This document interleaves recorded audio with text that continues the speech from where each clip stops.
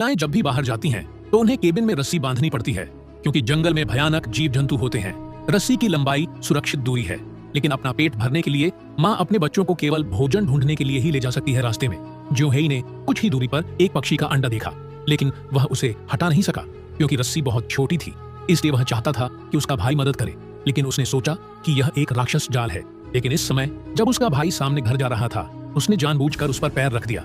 एक पल में सैम की रस्सी टूट गई और चट्टान से गिरने के बाद गलती से उसके टखने में मोच आ गई। ज्योहेई ने अपनी मां को आकर्षित करने के लिए पेड़ पर बांसुरी बजाई।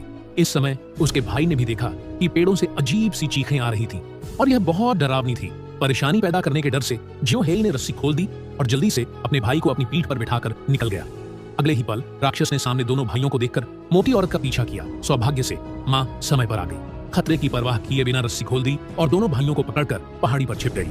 राक्षस को करीब आता देख मां ने तीनों लोगों को रस्सी से बांध दिया। वह लौटने के बाद शांत होने के लिए स्नान करना चाहती थी, लेकिन इसी समय दरवाजा अचानक खुला और ज्योहेई इस समय उसके बगल में स्थिर खड़ा था। ऐसा लग रहा था कि वह नींद में चल रहा है, इसलिए उसकी मां उसे वापस उसके कमरे में ले गई और उसके टखने पर एक घंटी बांध दी। अगले दिन उसकी मां अकेले शिकार करने गई और उसे ज्योहेई का शव मिला। उसने महिला की ओर देखा और जब उसकी मां ने फिर से देखा तो लड़का अचानक फिर से गायब हो गया।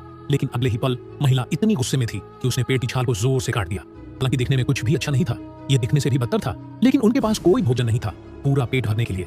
वह हर दिन केवल पेड़ काट सकता था। लेकिन जब ज्योहेई काट रहा था, अचानक एक आवाज आई और उसकी मां और सैम गायब हो गए।